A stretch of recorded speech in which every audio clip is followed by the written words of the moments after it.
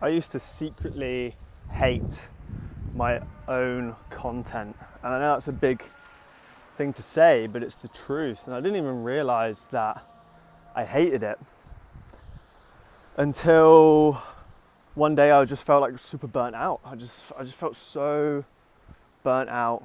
I just felt so done with my content. And so if you've ever felt like, misaligned, or you felt like one day you want to create and the next day you don't, or that you're forcing things, then this video is for you. And it's not going to be as long as my usual videos. My usual videos lately have been like 40 minutes long.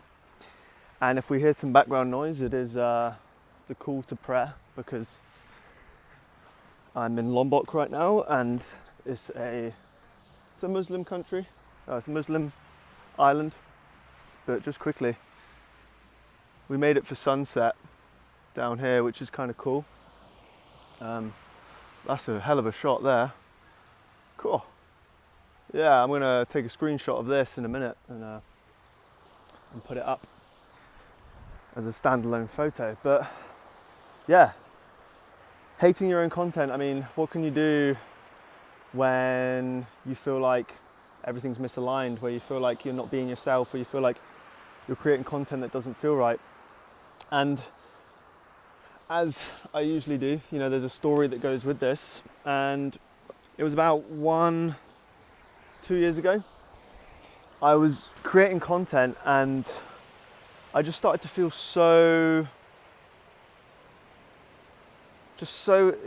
I just felt so misaligned with it. I just felt like when I used to write these daily emails, and when I'd write these emails, I just thought, this doesn't feel like me. And I was actually, not to pass the blame on, but more so to give context. Like, I was studying under a mentor at the time, and I'd studied under many mentors. I've spent over 15K on coaching and mentorship, right? And I was studying under this one mentor who, one of my mentors recommended me. That was the thing. And this guy had like really good systems. This guy had really good like strategies and frameworks and stuff, but his teaching style was very I took it very to heart. Like, it was almost like, don't think, just do this. And it didn't really, I thought that was gonna work for me, basically just copy and paste this and do this, and almost like how he acted with clients, the way he spoke in his emails, the way he wrote. I started to think, well, maybe because he's making more money than me, maybe this is the way, and this is how I need to be creating from here on out. So in the process of trying to emulate him and his success, I thought, well, if he got the thing I want, which at the time, and we always want more money, but at the time was definitely more money, I thought, well, then I've got to copy what he does, right? And what I did is because of his style and his kind of I guess his charisma in a way, made me focus on the wrong thing. I should have been focusing on the strategies and the frameworks and the systems, rather than the communication style and the stylistic piece. And what happened is, and also the things he was talking about, right? Topics of conversation. And I'm not ashamed to admit that, I only realized this the other day of how much he actually influenced me, but it didn't work for me because I lost myself in the process. And so I should have been focusing on the systems, and I should have been focusing on the strategies and the frameworks and almost some of the tactics, rather than his style, right? And this is the problem when you learn under someone that that has what you want and also has quite a charismatic style of leadership. Anyway, I don't want to make this we're going on a tangent here. I ended up completely losing myself. So what I was doing is I was posting content trying to emulate this guy. Not word for word, I'd never copy, but it was just that kind of energy, right? Trying to bring his energy to it. And I completely lost myself. And so after, maybe a few emails, I started to feel it, but I ignored it. And then as I kept going, months down the track, I felt empty. I felt trash. I felt rubbish. And I realized it was because I was not being myself. I was falling out of alignment because I wasn't creating from a place of trust. I basically, and this is the real key point, I had completely betrayed myself. I was not creating content for myself. I was creating it for an outcome. And I've spoken lately about, creating for an outcome being, if you're wondering why I'm wearing a Nike t-shirt, been to the gym not long ago, so not that I really have to excuse that, but it's just unusual attire for me. Anyway, I realized I betrayed myself, and the thing is with outcomes, right, is there's nothing wrong with measuring outcomes, like what happened, like getting a report on things, and I've got more content that I'm going to be producing about this. Like if you go to the gym, for example, it's good to track your lifts, it's good to track your progress, and it's also good to track things in business too. There's the call to prayer, you can hear it.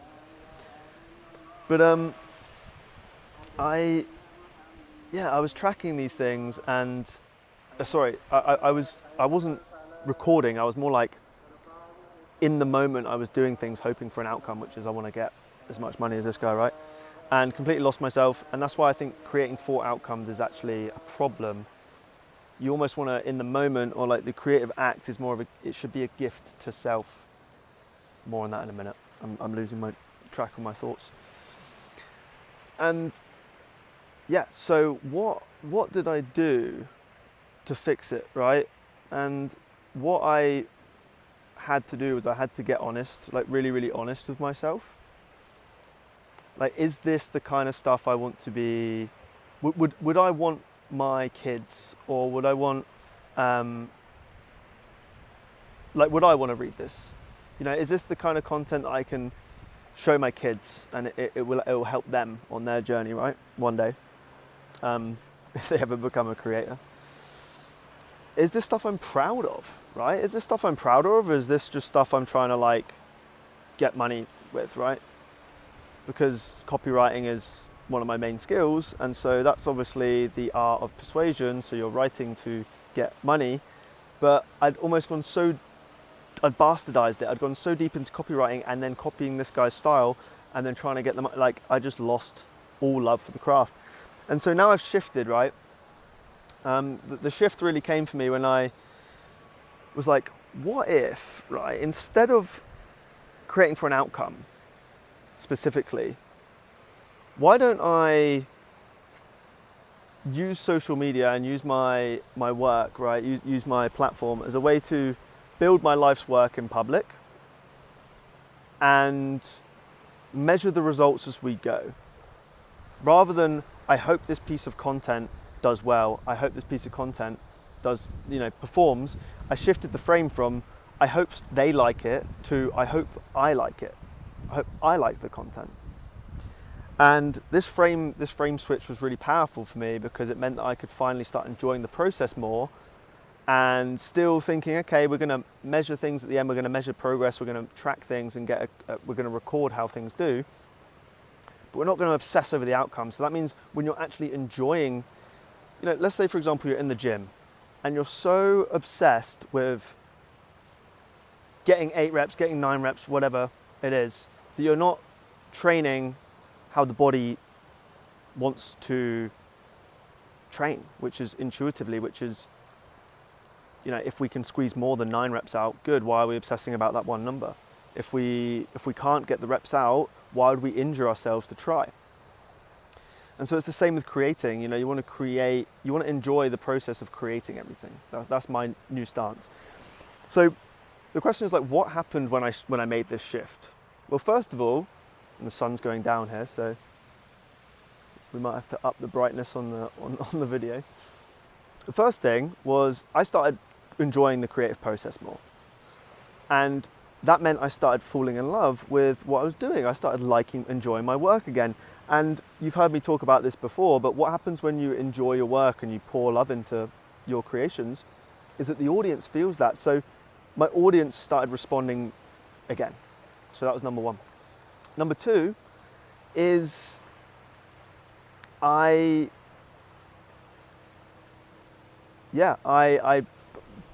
basically clients started coming to me with open wallets, because what was happening is I was now creating content that was a lot more aligned with me, And that meant that I was attracting more aligned clients. And the more aligned your clients are, and I talk a lot about alignment, but the more aligned your clients are, the easier they are to close, because they're so sold on you, because they feel something intuitively, emotionally. And that connection is a massive way to boost sales. Or not just boost sales, but make the people that you're... What's that? Oh, there's something underneath me. There's crabs. Crabs. Yeah, the kind of clients that you get are far more aligned, which means they close easier, they pay more, and they see you as the only option. So these are just a few of the benefits that I was getting from creating content that felt more aligned, from actually becoming more authentic again, creating stuff that I'm proud of, stuff for me. And yeah, and then finally, I reduced my stress and my anxiety so much, because I was no longer obsessing over outcomes. I was actually creating because I enjoy it. There's a little dog there. Hello. It's not the most beautiful dog in the world, but he's curious. He's a little bit old, I think. But all dogs are beautiful. What am I on about? Shouldn't judge the dog. Yeah, so like mentally, like I just felt so much better. Like it relieved a lot of anxiety, and it meant that I could create and express myself rather than worry about outcomes. It really is, the sun is really going down here. So, that's a beautiful view. So, I did say this was going to be a slightly shorter video today, and it is, and mainly because the sun is going down. But my challenge to you is let go of the outcomes, right? Create because you love to create, and then instead of obsessing over how it performs, how many likes it gets, how much money it generates, etc., I challenge you to enjoy the process more and just record the results. You don't need to obsess over them, just record the results. Like you would in the gym. How many reps did I get? How much weight did I lift? Or yeah, how long did I go surfing for? Or how long did I run for? Like, you're recording your performance rather than obsessing over it. So let go of the outcomes. Like, honestly, just let go. Like, I strongly believe that the reason why most creators burn out, feel misaligned, start hating their own content is because they are so attached to the outcome that they feel like a failure if they don't reach it. And that was how I felt. I didn't just feel misaligned because I was, been influenced by somebody to try and sound like someone else. It was actually because when I didn't reach those goals and those outcomes, I actually felt like a failure. And that is, you can change that. Like you don't have to reach these targets to be successful. Like, sure, it's a good indicator of success and you want to be progressing, but you need to feel like a success now. You need to feel like things are working out right now. You need to feel like you have everything you need right now, and keep striving towards the best version of yourself. But if you feel like a piece of shit now because you're not achieving outcomes, XYZ, you're never going to feel good. And when you start to feel good, it becomes magnetic, right? So the sun's going down here. I think we're just about run out of time. And it's good because it means that I've been keeping my videos a bit shorter. But yeah, let go. Let go of the outcome, create for your own enjoyment, measure count at the end, count your chickens at the end. Like definitely still track things, but look at things in retrospect. If you haven't already, subscribe to my Substack. I share these ideas there first. Like, this video is basically a video version of the letter I wrote on this. So you can go and read all of my work. You can also join the free community, like a free chat community that's in there. It's really cool. Substack have included that, so you can come and chat with fellow creators, artists, people who are building more than just businesses and are ultimately building freedom, right? So do that before the sun goes down. That's my challenge to you. And yeah, it's dark here now, so that's it. Don't forget to like and subscribe. Join that Substack, and I'll see you in the next one.